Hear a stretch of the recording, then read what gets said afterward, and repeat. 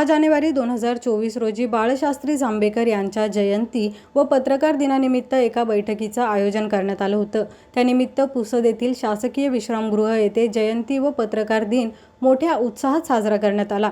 सदर बैठकीला युवा ग्रामीण पत्रकार संघटनेचे राष्ट्रीय अध्यक्ष गणेश कचकलवार यांची प्रमुख उपस्थिती होती। 6 जानेवारी पत्रकार दिनानिमित्त या बैठकीला उपस्थित राहून पत्रकार संघाच्या अनुषंगाने विविध विषयांवर उल्लेखनीय व संघटनात्मक चर्चा करण्यात आली।